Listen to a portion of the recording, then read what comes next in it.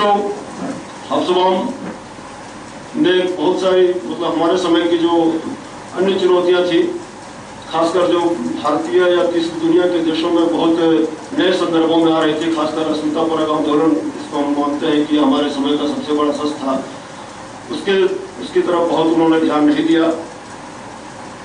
ये जरूर है कि पर्यावरण जैसी कुछ समस्याओं को लेकर के उन्होंने बाद में अपने मंतव्य में सुधार करने की कोशिश की, लेकिन यह एक बहुत बड़ा सच था जो इसको हम लोग उत्तराधुनिकता के नाम से जानते हैं। उसको खारिज नहीं कर सकते कि सिर्फ एक केंद्रीय समस्या हल हो जाने से या एक सिर्फ समाजवाद आ जाने से या सिर्फ क्रांति हो जाने से वो सारी समस्याएं भी हल हो जाएंगी। वो एक समानांतर समस्याएं चल रही थी और उसको लिखने के लिए या उसको समझने के लिए दूसरे भी किस्म के इतिहास दृष्टि की जरूरत थी। हफ्सबाम से हम एक इतिहासकार से सब अपेक्षा नहीं कर सकते।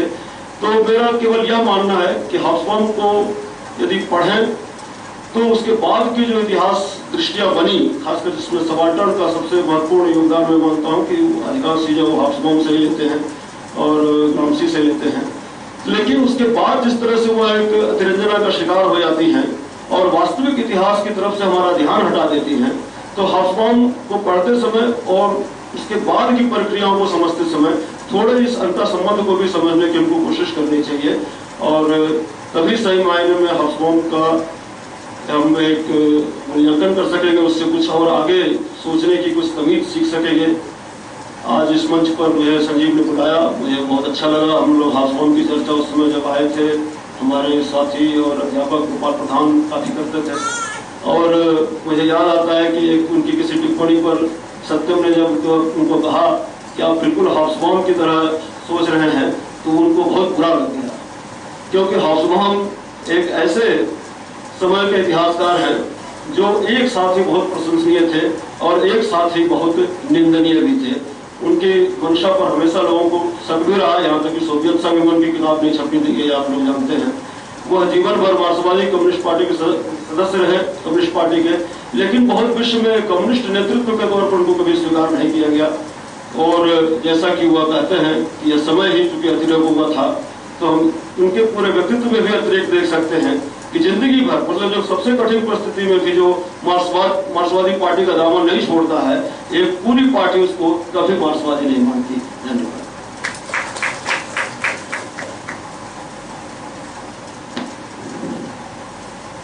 धन्यवाद राकेश सर। मेरे हिसाब से मार्क्सवादी इतिहासकार होना अपने आप में कम से कम इतिहास लेखन के क्रम में निष्पक्ष होना है, और साहित्य में निष्पक्षता कई बार भ्रामक स्थितियों को भी की ओर इशारा करता है। तो मुझे लगता है कि इस पर भी एक बहस की आवश्यकता है। और जहाँ तक मार्जिनल पीपल पे हमारे विद्वान बातचीत करते हैं, लगातार महिलाओं ने अपने इतिहास को ढूंढने का प्रयास किया है। जिन लोगों के बारे में जिनकी अस्मिता की खोज नहीं की गई, जिनके इतिहास में उनके किन मूल्यों को समाज ने दबाया, कुचला या अलग किस्म से उनके साथ पेश आया, उसको ढूंढना निश्चित रूप से भटकाव के आसपास हो सकता हो, लेकिन मेन स्ट्रीम में लाने के लिए यह एक अहम जानकारी, अहम सवाल भी उठाता है। और जहाँ तक मार्क्स के प्रभाव के ऊपर बातचीत है कि मार्क्स का कितना प्रभाव एरिक के ऊपर है, तो उन्होंने स्वयं एक जगह पे उद्धृत किया है कि मार्क्स के प्रभाव ने ही सामाजिक एवं आर्थिक इतिहास की ओर झुकाव पैदा किया। यहाँ मैं थोड़ा सा जोर इस बात पे देना चाहूँगा कि ये सामाजिक एवं आर्थिक इतिहास की मांग को लेकर के एरिक हफ्सबाम ने इतिहास लेखन की, और यह सामाजिक और आर्थिक इतिहास की मांग इतिहास लेखन में कहाँ से आया, मार्क्स से आया या अन्य विद्वानों से आया, मुझे लगता है इसे स्वीकार करने में किसी प्रकार से हर्ज नहीं होना चाहिए। मार्क्सवाद के इसी प्रभाव पर बात करने के लिए मैं साहित्य विभाग के अधिष्ठाता प्रोफेसर सूरज पालीवाल जी को सम्मान के साथ मंच पर आऊंगा।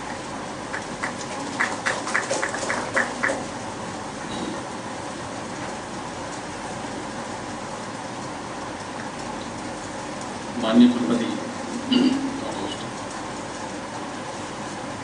सर्वप्रथम तो बधाई भाई रमेश जी को उनके लिए तो यहाँ नहीं कि उन्होंने एक ऐसा अंक उपलब्ध कराया जिसमें कि आज विश्वविद्यालय में इस मंच से चर्चा हो रही है। चर्चा सिर्फ अभिनव कदम पे नहीं है, बल्कि चर्चा ये है कि आज के समय में हम मार्क्सवाद और हॉब्स को क्यों याद करें। मित्रों, 2014 यानी 21वीं शताब्दी का ये दूसरा दशक निश्चित रूप से बड़ा खतरनाक समय है। खतरनाक समय इसलिए भी है कि मार्क्सवाद और मार्क्सवादी और हॉब्स जिन ताकतों से लड़ते रहे, वे ताकतें फिर से सिर उठा रही और सत्ता में आएंगी कि नहीं आएंगी, लेकिन सत्ता में आने की कोशिश जरूर हो रही है। जिन ताकतों के विरोध में हमारा पूरा इतिहास और मार्क्सवादी इतिहास रचा गया। हॉब्स की ताकत यह है कि उन्होंने आदिम व्यवस्था से लेकर के कृषकों, मजदूरों और उन तबकों को जो हाशिए पे थे, उन लोगों पर लिखा। और केवल इतिहास नहीं लिखा, क्योंकि हॉब्स ये कहा करते थे जब वो बीए वगैरह पढ़ते थे, उन्होंने लिखा कि इतिहास में केवल तथ्य रटाए जाते हैं और मैं तथ्य रटने में मेरा कोई यकीन नहीं था। मैं उनमें पिछड़ा हुआ विद्यार्थी था, तथ्य मुझे याद नहीं रहते थे। यानी तथ्य याद नहीं रहते थे, इसका मतलब जो परंपरागत जो इतिहास था उसमें उनका कोई विश्वास नहीं था। वो ये मान करके चलते थे कि जो इतिहास है वो अपने समय की व्याख्या भी करता है।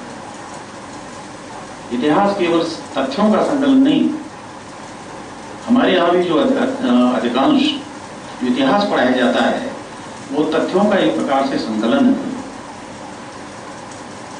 आप सम रटिए, बाबर कब हुए, अकबर कब हुए, हुमायूं कब हुए, और मालूम पड़ा कि आप इतिहास के बड़े विद्वान थे।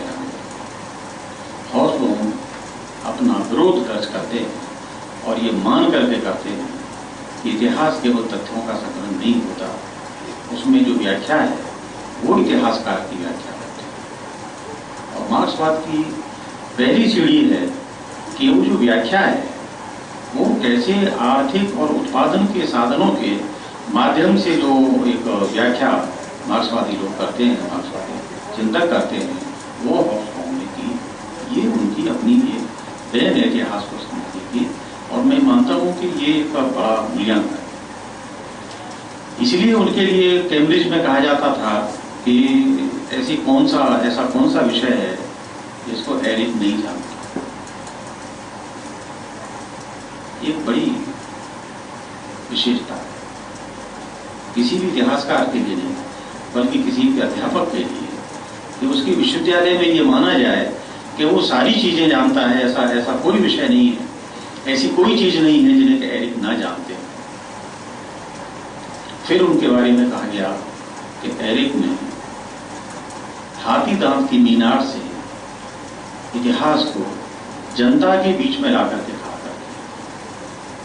हाथी दांत की मीनार में इतिहास लिखना या हाथी दांत की मीनार को खड़ा करना इतिहास के रूप में एक भव्य तरीका हो सकता है, लेकिन मार्क्सवाद उस भव्यता का निषेध करता है और उस भव्यता का खंडन भी करता है, और उस भव्यता के प्रतिरोध में उन लोगों को ला करके खड़ा करता है जो लोग जनता के हों। इसलिए एरिक हॉब्स कहा करते थे कि मैं जनता का इतिहास कर, इतिहास से जनता गायब, इतिहास से जनता के संघर्ष गायब, इतिहास से जनता का प्रतिरोध गायब। हमारे यहाँ जिस प्रकार का इतिहास है उसमें जनता नहीं है, उसमें राजा है, उनकी लड़ाइयाँ हैं, उनकी जय और पराजय है, उनके वैभव है।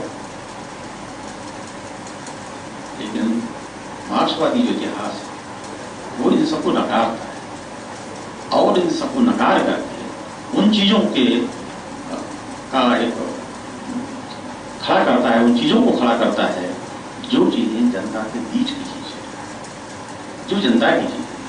मार्क्सवाद और हॉब्स का मार्क्सवाद या हॉब्स का इतिहास, उन चीजों का इतिहास, उन तथ्यों का इतिहास, उन मूल्यों के इतिहास। अब पूरे इतिहास पढ़िए। हॉब्स जिसकी यहाँ चर्चा भी हुई, आदिम व्यवस्था से लेकर और 21वीं शताब्दी तक का इतिहास, इतना लंबा इतिहास मुझे नहीं लगता कि किसी इतिहासकार ने लिखा हो। लगातार वो डूबते गए और उस डूबने में जब वो आदिम युग का इतिहास लिख रहे थे तो उन्हें लगा कि लैटिन अमेरिका और जो साउथ अमेरिका है उन लोगों के बीच में भी चला जाए, उन लोगों को भी देखा जाए कि वहां जो गुलामी की जो व्यवस्था है, उस गुलामी की व्यवस्था के कारण क्या है। एक नई दृष्टि और एक पूरा इतिहास, जिसे कार्ल मार्क्स कहा करते थे कि जो आर्थिक इतिहास, कि कोई लड़ाई धर्म के आधार पर नहीं होती, कोई भी लड़ाई जाति के आधार पर नहीं होती, केवल लड़ाइयां होती हैं आर्थिक आधार पर। आर्थिक आधार के लिए और साम्राज्य के लिए लड़ाइयां होती। हॉब्स ने उस ताकत को पकड़ा। और एक बड़ी बात इसलिए हॉब्स कहा करते थे कि जो मार्क्स ने काम नहीं किया, जो लेनिन ने काम नहीं किया, वो मैं करना चाहता हूं। वो टक्कर नहीं दे रहे थे मार्क्स, वो लेनिन से बराबरी नहीं कर रहे, वो मार्क्सवादी, सच्चे मार्क्सवादी। और कोई भी मार्क्सवादी, क्योंकि मार्क्सवाद एक ऐसी विचारधारा है जो वैज्ञानिक विचारधारा है, वहां कोई भावुकता के लिए कोई जगह नहीं है। तो उस भावुकता से अलग हट करके वो ये मान करके चल रहे थे कि जो लोग, जो काम मार्क्स ने नहीं किया, जो काम लेनिन ने नहीं किया, वो काम मैं अपनी तरह से करना चाहता हूं। इसलिए सारी दुनिया ने उनके महत्व को स्वीकार किया। हमारे यहां भी बहुत सारे मार्क्सवादी इतिहासकार, मैं अलीगढ़ में पढ़ा, अलीगढ़ में प्रोफेसर इरफान नकवी बड़ा नाम है और मध्यकाल में बड़ा नाम है प्रोफेसर इरफान नकवी का। लेकिन हम क्यों हॉब्स को याद करते हैं? इसलिए याद कर रहे हैं कि हॉब्स एक देश के इतिहासकार नहीं थे, वो उन प्रवृत्तियों के इतिहासकार थे, उन चीजों के इतिहासकार थे जो दुनिया की आंखों में एक सपना देखना चाहते हैं। क्योंकि मार्क्सवाद ये नहीं कहता कि आप बदलिए, जैसा कि हमारे आध्यात्मिक लोग कहते हैं कि आप बदलिए पहले। मार्क्सवाद कहता है कि आप तो बदलेंगे, दुनिया को बदलेंगे, और जब दुनिया बदलेगी तो उसके साथ साथ आप भी बदलेंगे। तो दुनिया को बदलने का एक सपना हॉब्स ने दिखाया इतिहास के माध्यम से। और इन चीजों को लाकर के जो चीजें हमारे इतिहासकारों के द्वारा या तो दबा दी गई थी या उनकी सोच में नहीं आ पा रही थी, हॉब्स ने एक दृष्टि की, एक सोच की, एक विचारधारा थी और एक नई दिशा दी, जिसके आलोक में हम पूरे दुनिया के इतिहास को देख सकते हैं। और वह दुनिया का इतिहास उन लोगों का बड़ा इतिहास है जिन लोगों को दबाया गया, जिन लोगों को उभरने नहीं दिया गया, जिन लोगों का शोषण किया गया, उन लोगों का इतिहास। इसलिए हॉब्स प्रेरणादायक और हॉब्स को, जिसकी भाई अमरेंद्र भी जिक्र कर रहे थे और राकेश जी भी जिक्र कर रहे थे, हम किताबों को ऐसे पढ़ा करते थे। वो किताबें इसलिए पढ़ी जाती हैं कि उन किताबों, जिन किताबों में कोई विचार होता है, जिन किताबों में दुनिया को बदलने की ताकत होती है, वे किताबें सर्वाधिक पढ़ी जाती है। हॉब्स उसी प्रकार के इतिहासकार थे। इसका शुरू में संजीव ने जिक्र किया था, एकांत के 100 वर्ष का। 3.5 करोड़ शायद प्रतियां उसकी बिकी, एकांत के 100 वर्ष उपन्यास। ये मेरे ख्याल से विश्व का एक रिकॉर्ड है। तो रिकॉर्ड जो प्रतियां जो बिकती है या जो लोग पढ़ते हैं खरीद के, और जो नवीन बनी रहती है, जो हमेशा नहीं बनी रहती है, उन कृतियों में सामान्य एक विचार होता है, जो विचार एक सपने में तब्दील होता है। धन्यवाद मैं संजीव को कि उन्होंने इतनी विचारोत्तेजक विषय पर गोष्ठी रखी और मुझे अवसर दिया।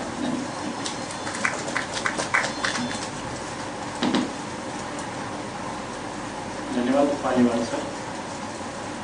निश्चित रूप से एरिक की दृष्टि की सीमा एक राष्ट्र तक सीमित नहीं थी।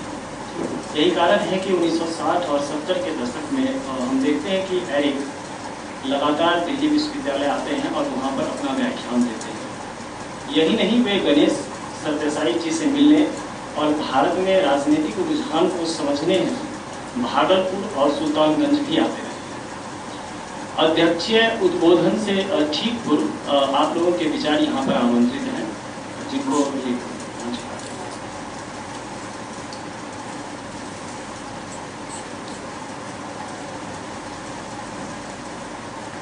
संदीप सबकाले जी अपने विचार यहाँ पर रखें। धन्यवाद संजीव, आदरणीय मंच और मित्रों। संजीव ने मुझे पूछा भी था कि आप बोलेंगे वहाँ पर, तो ये मुझे मौका मिला। मेरे लिए एक बड़ी समस्या इस बात की है कि मार्क्सवादी होने का मतलब है कि अनिवार्यतः वो समतावादी हो। वो मार्क्सवादी लेखन, खासकर इतिहास लेखन को इस ढंग से भी दिखाए जाने का एक प्रयास, और ये तमाम एकेडमी में होता रहा है बहुत पहले से। जेएनयू उसका सेंटर रहा है, हम लोग जानते हैं। एरिक हॉब्सबॉम की सारे मैं कई बातें मैंने राकेश भाई से पूछे, क्या एरिक हॉब्सबॉम भारत को उस तरह से देखते थे अपनी पूरी इतिहास दृष्टि, क्योंकि हमारे यहाँ इतनी आइडेंटिटीज हैं जातियों की, धर्मों की, और जातियों में भी उपजातियों की। कोई जब अपनी आइडेंटिटी बनाता है और इतिहास में पीछे जाता है तो वो किन किन चीज़ों को खोज के निकालता है, और मार्क्सवाद उसमें कहाँ तक सफल हो पाता है हमारे यहाँ इतिहास लेखन के दृष्टिकोण से। क्योंकि उत्तर मार्क्सवादी भारत में खास करके पूरी तरह से विफल है कि वो उन्होंने कोई धारा खड़ी की हो राइटिंग लेखन में, खास करके वो कर ही नहीं पाए, जो कम से कम यूरोप में ग्रामशी के रूप में हमें दिखती है। सीख लेनी चाहिए थी वहाँ से हमें, शायद ऐसा भी नहीं यहाँ पर ये कर पाए।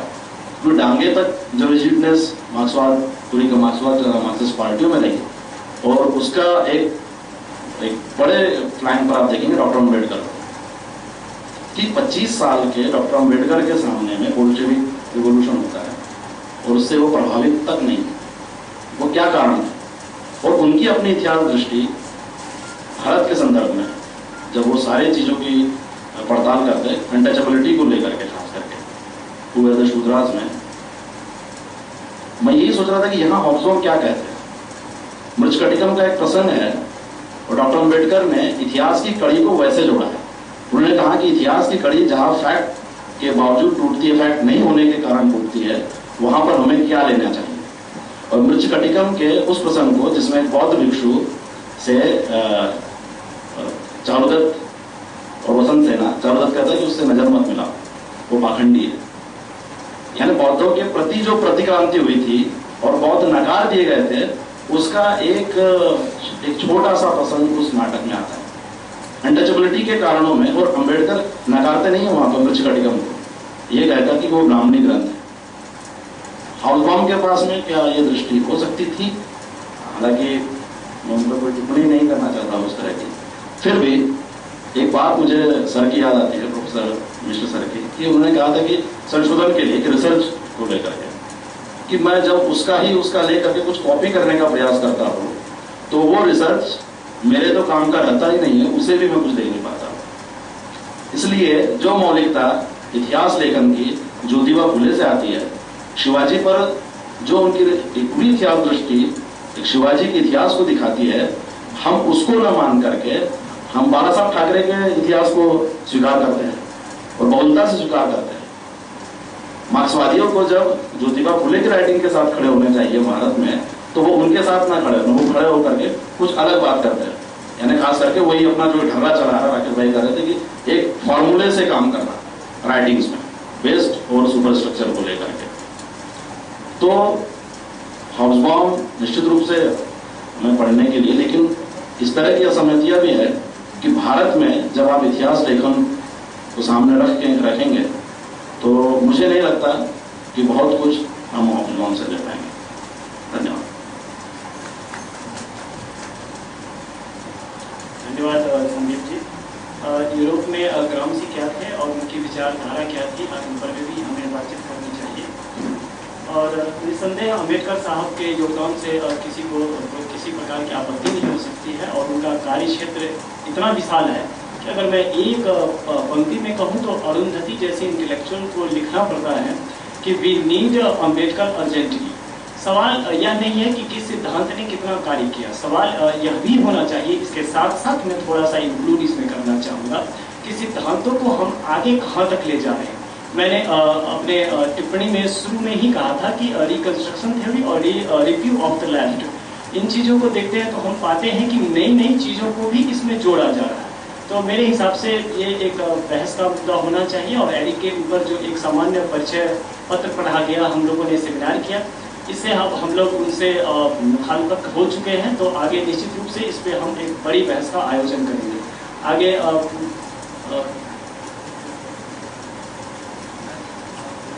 मैम वासंती रमन जी कुछ बोलना चाहेंगी जी।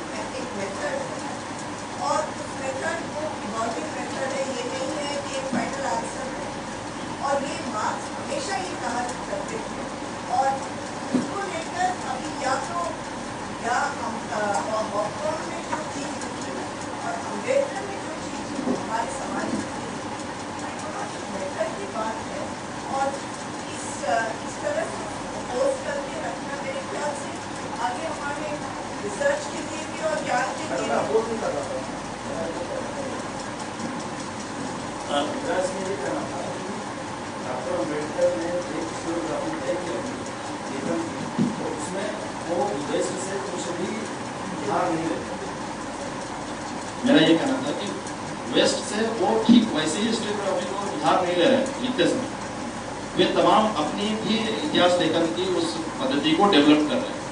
यानी मार्क्सवादियों के साथ में ये रहा कि जब हमें वो सिद्धांत बता दिए गए हैं बोल्शेविक के बाद में, अब हमें वही मानना जो घोषणा पत्र में कह दिया गया है, और उसके बाद में वही काम करना। ये एक बड़ी दिक्कत, और ये खास करके उनके साथ में सवर्ण मार्क्सवादी, यानी अगुआ तो ब्राह्मण रहे मार्क्सवादी विचार के, लेकिन सवर्ण इंक्लूडिंग मध्य जाति तक भी उसमें लोग आ जाएंगे। लेकिन क्या हॉब्सबॉम पर खाली सवर्ण या ब्राह्मण ही उस पर टिप्पणी कर सकता है? ये एक क्योंकि ये सवाल अभी का नहीं है, ये 1916 से नियमित पूछे जाने वाला सवाल है। मैंने ये कहा कि एक मेथड की बात है, और यहाँ जो बहस अभी हो रही है, ये नहीं कह रहे हैं कि किस तरह की मार्क्सवाद कैसे एनालिसिस होना है, वो तो it is an open question. और ये भी नहीं कहना चाहती कि डॉक्टर अम्बेडकर की मैं एक सेकंड के लिए आप लोगों को इंटरफेयर करता हूँ। वाद विवाद हम करेंगे अगले कार्यक्रम में करेंगे, और पूरी शिद्दत के साथ करेंगे। आप अपनी बात खत्म कर लें, और फिर जिन्हें अपनी बात करनी होगी वो खत्म कर लें, और आगे हम बहस में पूरी परिचर्चा करेंगे इस विषय में। मेरा यही कहना था कि मार्क्सवाद एक मेथड के बारे में बात कर रहे हैं। कम्युनिस्ट पार्टीज की जो प्रैक्टिस रही है, उनकी जो विश्लेषण रही है, वो दूसरी एक अलग सब्जेक्ट है। उसको लेकर किस तरह से कितने हद तक वो सफल थे, हमारे समाज की जो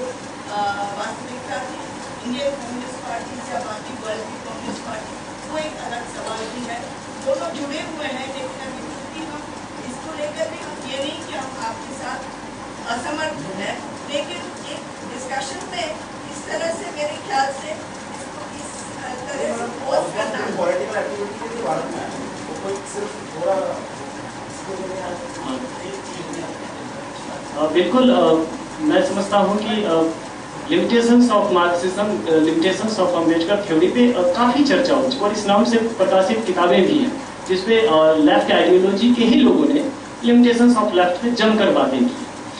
और उन्होंने एक छोटी सी सूचना मैं यहाँ पर दे दूँ कि 2004 में हम सभी जानते हैं कि कोलंबिया यूनिवर्सिटी में बाबरी विध्वंस पर उन्होंने काफ़ी दिलचस्पी दिखाई और इस पर उन्होंने काफ़ी जम करके बातचीत की है। तो कई बार वो राष्ट्रीयता की सीमा को लांघ करके भी बातचीत करते हैं और ज्ञान की परंपरा में उधार लेना या कहीं कुछ सीखना, हम अपने कल्चर के एस्पेक्ट्स पे ही चीज़ों को देखना पसंद करते हैं। इसके डायमेंशंस हम अलग अलग तय कर सकते हैं। अब मैं कार्यक्रम को समेटते हुए हमारे विश्वविद्यालय के कुलपति और इस कार्यक्रम के अध्यक्ष प्रोफेसर ग्रीश्वर मिश्र जी को मैं सम्मान के साथ मंच पर आमंत्रित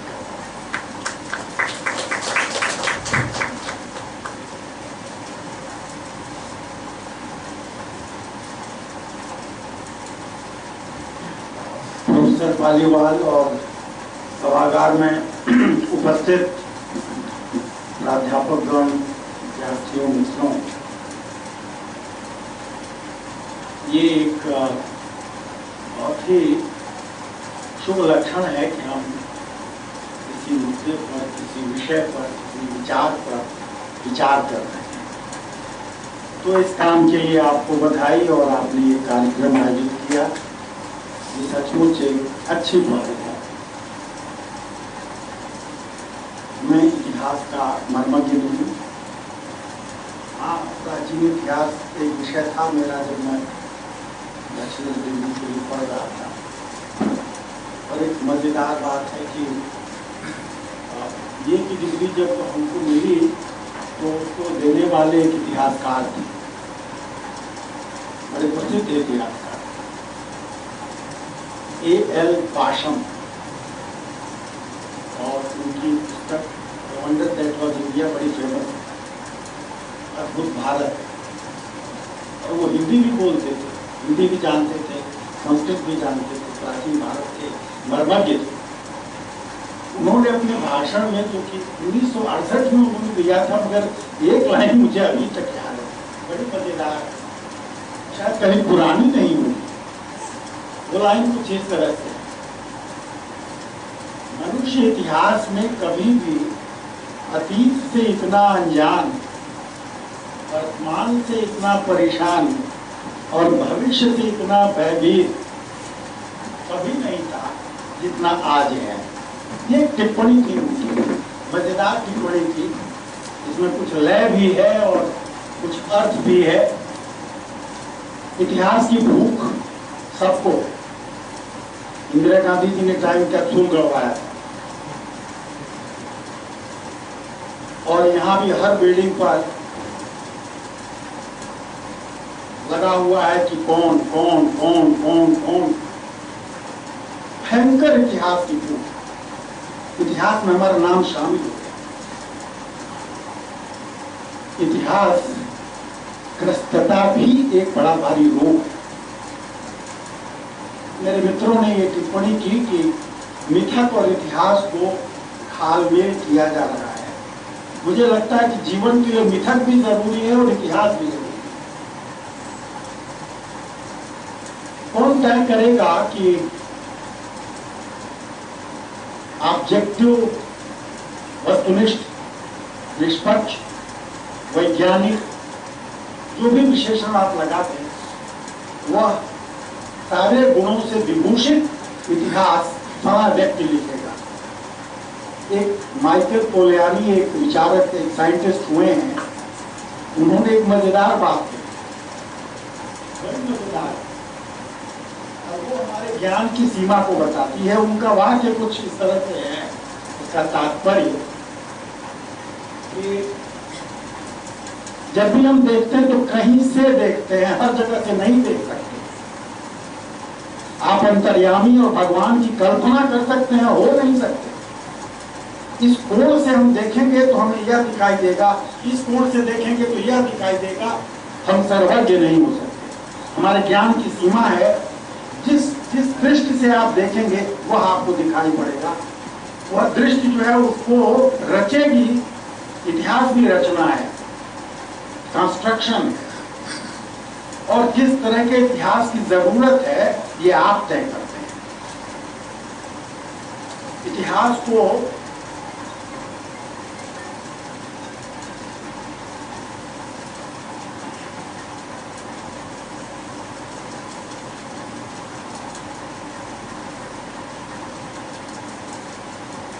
जब हम रचते हैं तो किन किन उद्देश्यों की पूर्ति के लिए हम इतिहास रचते हैं। हम जब से बायोडेटा तैयार करने की प्रक्रिया में लगे हैं तब से कालिदास नहीं हुए, न सूरदास हुए, और न निराला हुए, और न श्याम सुंदर दास हो रहे हैं, न रामचंद्र शुक्ल हो रहे हैं। बहुत लोग हो रहे हैं, हो सकता है उनके अच्छे भी हो रहे हैं। अब ये विचार का प्रश्न है कि इतिहास की ये मजबूरी है कि वो एक दृष्टि से बनेगा। जब आप ये मान रहे हैं कि मार्क्सवादी दृष्टि दुष्कार थे, और भी दृष्टियां, अब वह दृष्टि आपको ठीक लगती है या नहीं। मुझे याद है कि